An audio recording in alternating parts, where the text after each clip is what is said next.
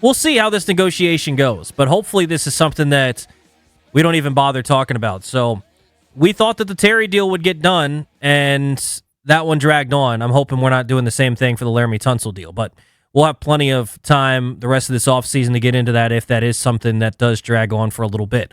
One thing I want to talk about that I thought was interesting is just listening to some different podcasts and talking about the teams that were in the Super Bowl. A lot of times it's a good exercise to look back at the teams that made the Super Bowl and figure out, okay, how did they get their guys? Where did they get their guys? What made them the elite team that ended up lifting a Lombardi trophy? What was it that separated them? And if you look at the Seattle Seahawks, what has separated them over the last couple of years is the number of impact guys that they've gotten in the last 4 drafts. And it's not necessarily all guys that are starters or stars or anything, but guys that seriously contribute, and not just first rounders, but guys that can help out all throughout their drafts going back to 2022. And that allows you to have a foundation. Because one of the things to me, when we talked about this year with Washington, one of the things that frustrated me about this year was how much people wanted to blame injuries for the reason this team struggled this year. And injuries played a role. There's no question about it. But I think for a lot of people, when you throw out a pie chart, they're putting injuries taking up over 50%. And I just can't get there. And I could excuse away the season with injuries if it were something that, okay, you weren't able to have the depth necessary. Because I do think that is something to Adam Peters' credit. When you look at where this team is at and what he acquired, yeah, he was left with a very bare cupboard. And a lot of times to build up that depth so that when a linebacker goes down, you've got a 6th rounder from 3 years ago that can step in and fill the role. Or you've got a corner that goes down. You've got a 3rd rounder from 2 years ago that's now ready to step up and fill that role. Like, it's tough to do that when you've only been on the job for 2 years. So if I looked at the team this year and the injuries and said, okay, it's because this guy went down and they didn't have time to backfill with draft picks that they've drafted over the last 4 or 5 years, okay, I get that. But I think the injuries, while they did play a role, I think scheme, lack of talent on the top end, those sorts of things played a major role into why this season didn't go the way that a lot of us expected and hoped. But you look at what Seattle has done over the last couple of years in their drafts, and it has allowed them to get to a point where they're able to go out and sign a Sam Darnold, and now they're a Super Bowl caliber team. And I think Washington, obviously under Ron Rivera, was horrible at drafting, and we saw that, and we'll go through some of these draft picks, and frankly, there's not a lot of guys left from those Ron Rivera drafts that are even still on this football team. But I think wisely, I've seen some people having this discourse on Twitter. You can look at the 2 draft classes for Adam Peters, even the 2024 class, and I've been pretty critical of Peters' ability to draft guys outside of Jaden Daniels inside that top 100 in that 2024 class. There's still a chance for these guys to redeem themselves. There's still a chance for some of these guys that we've written off a little bit, for them to at least still show that they can be competent and maybe even still good football players. But they are kind of coming to do or die time in this season. But I want to take a look back at Seattle. Let's start there and look at the number of guys that they have that are contributing on this football team that won the Super Bowl that are from draft classes in 22, 23, 24, and 25. So if you go back to 2022, listen to these draft classes and listen to how many guys they have that are helping out their football team. In 2022, their first-round pick was left tackle Charles Cross. We were just talking about him in the Laramie Tunsil discussion. He's one of the top-paid tackles in the league. Boye Mafe, they drafted in the 2nd round. He's someone who's going to be a free agent, but helps them off the edge. Didn't have a spectacular year this year, but he could end up with a pretty big payday in free agency this year. Kenneth Walker, obviously we know about him, Super Bowl MVP. Be interested to see what happens with him this offseason. Are they going to tag him to try to keep him around? I think that would make some sense. He's dynamic, helps them out a lot. I think they like the punch of him and Zach Charbonnet together. Third round, they took Abe Lucas, so they got both of their tackles in that draft. Kobe Bryant was in the fourth round, a safety that played a lot for them. I think he was just one of their starting safeties, and Tariq Woolen was a fifth-round pick, and obviously he helped out a lot. So that is six guys. 6 guys from that 2022 draft in the first 5 rounds that have helped out that team. 2023, in their first-round picks, Devin Witherspoon, Jackson Smith and Jigba, both first-round picks. Obviously, we know about both of those guys. Jackson Smith and Jigba, Offensive Player of the Year. Devin Witherspoon, one of the most impactful players in the Super Bowl at the cornerback position. Derek Hall was in the second round. Zach Charbonnet was in the second round. Anthony Bradford was in the fourth round. Even though he's a bit of a joke and a lot of people love to hate on him, he's a starting guard for them. And Zach Charbonnet, we know what he is. Derek Hall had an impactful Super Bowl. 2024, first-round pick, they took Byron Murphy. Third-round pick, they took offensive guard Christian Haynes. Fourth-round pick, they took tight end A.J. Barner. Byron Murphy and A.J. Barner are big-time impact guys. Byron Murphy is spectacular in his second season, so showed some major growth at the defensive tackle position, allows them to play that style of defense. A.J. Barner is a good tight end. Not spectacular as a pass catcher, but does his job in the run game really good there, and so it allows them to be able to do what they need to do on offense. And then this past year, Gray Zabel, their starting left guard. Nicky Minwari, we've seen the impact he makes as a nickel. Riley Mills was taken in the 5th round. He was a defensive tackle out of Notre Dame that had a sack in the Super Bowl. Torrey Horton is someone I'm interested to see how he grows. And so you get the point here. Of the guys that I've mentioned in these last 4 drafts for Seattle, the guys that I've picked as impact guys, like big-time impact guys, I've got 5 and 22, 2 and 23, 2 and 24, and 2 and 25. So that adds up to like 11 guys. That's a ton. That's drafting guys that help you out, making sure you have impact players. And when you go back now and look at Washington, it's no wonder you end up in a spot where you have a lot of cap space. 1, because you haven't had to sign any of your own guys, but 2, it's because you got to replace a lot of dudes on the roster. And that's what Adam Peters did really well in year 1 and struggled to do in year 2, was turning the roster over and getting quality players, but in turn you end up with an older roster that can be a little bit injury prone, and you saw what happened this past season when you didn't have that backfill of your own talent. And you obviously can't discredit Adam Peters for what happened in 22 and 23, but listen to the guys that are left from those draft classes. 2022 for Washington. Jahan Dotson in the first round, gone. Fedarian Mathis in the second round, gone. Brian Robinson in the third round, gone. Percy Butler, he's still here. 5th round, Sam Howell, gone. 5th round, Cole Turner, gone. 7th round, Chris Paul, he's still here. 7th rounder, Sip Holmes, gone. 2023, first rounder, Manuel Forbes, gone. Quan Martin in the second round, still here. 3rd rounder, Ricky Stromberg, gone. 4th rounder, Braden Daniels, gone. 5th rounder, KJ Henry, gone. 7th rounder, Andre Jones, gone. And then 6th rounder, Chris Rodriguez is still here. 4 dudes from 2022 and 2023 are still here. 4. That's it. That's not good. And I'm not...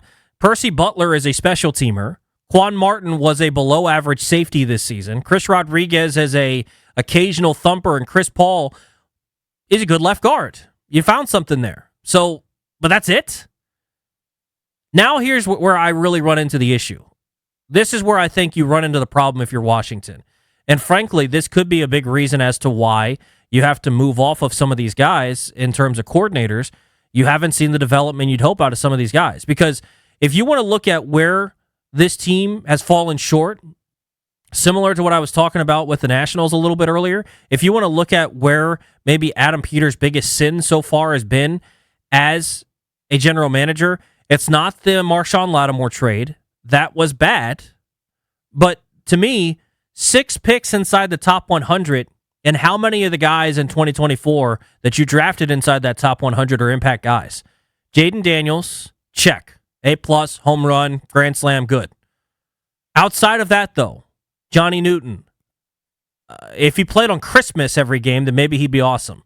But he's been AWOL for a majority of his career in the NFL. Mike Sanderstill, if you split his career up into quarters, which I've talked about before, where if you took half of each season and split it up into 4 quarters now through 2 years, His first quarter was below average. His second quarter was awesome. His third quarter was below average. His fourth quarter was slightly above average. Like, he's been up and down, but I'd say in general, he's been a C- player, a C player, somewhere around there. Like, I don't think you can give him a great grade. And the tough part about Sandra still is I think he can still be a good football player. I'm actually really excited to see him in this scheme with Durante Jones. The tough part about that trade, you traded down. You could have had Cooper DeJean. Who knows? Maybe Cooper DeJean sucks if he was here. I don't know. But that's a tough one. Regardless, I do like Mikey a lot, so I'm hoping he can bounce back. Ben Sinnott in the second round. He's someone that I still have some belief in, but I don't know that belief matches a second-round tight end. I think that belief matches a fifth-round tight end. But regardless, I still got to see something out of him. Brandon Coleman, I believe in him as an offensive lineman. We'll see if he can get back on the field. I'm hoping that hopefully you just plug him in at left guard. And Chris Paul's a free agent. Hopefully you just get Brandon Coleman to step in and play well at that position and give him a full chance to see if he can be there, because I think he's one of your 5 best offensive linemen. And then Luke McCaffrey is the final of the top 100. I'm not giving up on any of these guys yet. I'm not going to, because there can still be where you put them in a better system, you put them in a more opportune spot, these guys still thrive. Who knows? But early returns through 2 years, the only one of these guys that you would classify as impactful would be Jaden Daniels. And that's a major issue, because you go back and look through some of these things. Part of the reason the Seahawks were able to hit on some of these picks as we were going through, they had extra picks. They had guys from that Russell Wilson deal. They had extra assets to go after things.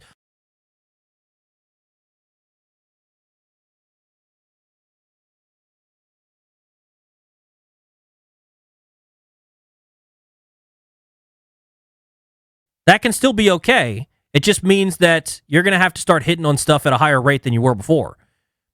Jordan McGee was in the 5th round that year. Dominique Hampton no longer on the football team. Javonte Jean-Baptiste was in the 7th round. I still think that you can get something out of these players that were drafted in 24. But the point is, you look at what happened in Seattle, they were hitting and getting impactful guys nearly every year, and that's how you end up with a really solid football team top to bottom. Last year's draft, I love capital L, capital O, capital V, capital E. Love last year's draft for this team. Love it. Josh Connerly Jr. in the 1st round. I think that he's going to be good. Thought it was interesting on Grant and Danny last week. David Blau was on with the guys after his basically introductory press conference, and Danny had asked him, hey, if there's a guy that you're excited to work with, off the beaten path a bit, it's not Jaden Daniels, obviously, but if there's someone that you're excited to work with, who's it going to be?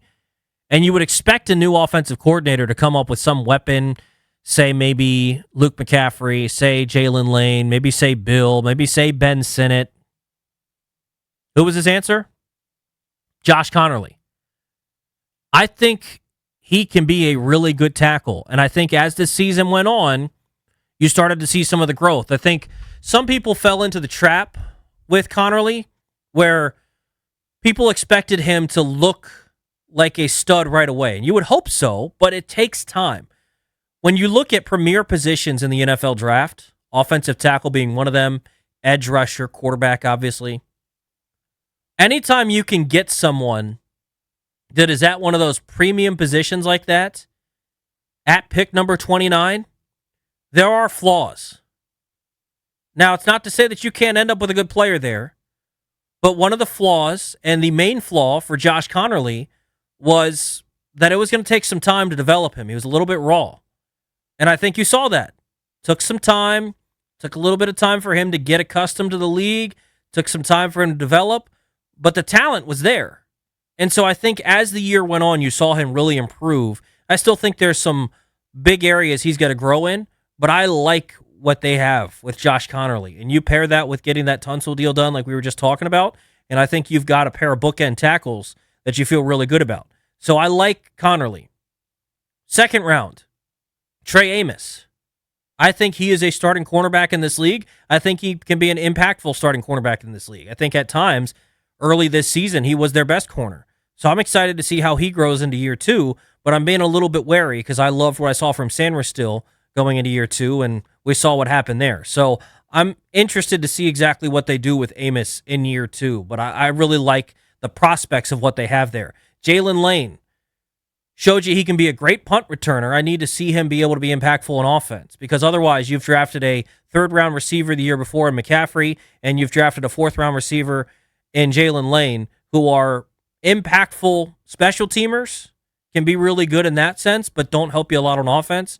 At least you saw some growth this year from McCaffrey on the offensive side of the ball.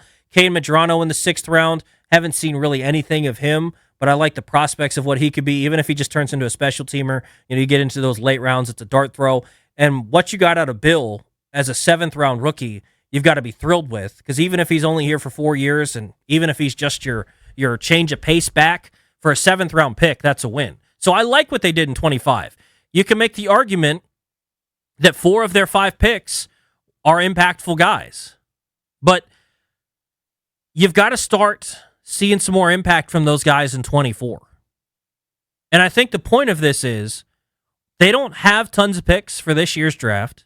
And going forward, whatever they decide to do, you've got to hit on your picks. You have to. That can be the make or break portion for Adam Peters. Luckily, it seems like he's hit on the most important one, which is Jaden Daniels. But at some point, you've got to hit on other picks outside of Jaden so that you can support him without having to spend big in free agency all the time. Because that's how you end up in a constant loop of mediocrity where you can't get your own players, you can't develop your own guys, because you have to be able to get affordable talent, and the best way to do that is through the draft. If you can't do it where you draft guys and develop them, then you end up overpaying for free agents who are generally going to be older, and by the time that their contracts are done, they're going to be lesser players than what they're getting paid. And you end up in this cycle where you don't ever end up with premier talent outside of a few guys, and you just hope that Jaden Daniels can elevate you to a spot where he plays Superman and wins you a Super Bowl. So if you look at Seattle and what they did to build this thing up, they hit on multiple guys in the last 4 drafts to build this thing up. And I think Washington did it in 25. I don't necessarily think they did it in 24, but that's not to say that some of these guys can't redeem themselves. 800-636-1067 if you'd like to hop in. Looking back at that 24 draft, do you think some of these guys can redeem themselves and get into that spot where some of these guys are going to be impactful? I do want to talk a little more about Ben Sinnott, because I don't know why I've suddenly cast myself into this corner as being one of Ben Sinnott's guys, but I do believe there's still something there. So I want to talk a little bit more about him. But do you think there's some guys in the 24 draft that you think can still redeem themselves? And also, how much confidence do you have in Adam Peters getting this thing right going forward, where you've got to nail these picks to build the future, to build the foundation of this football team? How much confidence you have in Adam Peters being able to do that? Again, 800-636-1067. Tobi Altizer sitting in for the Junks on President's Day.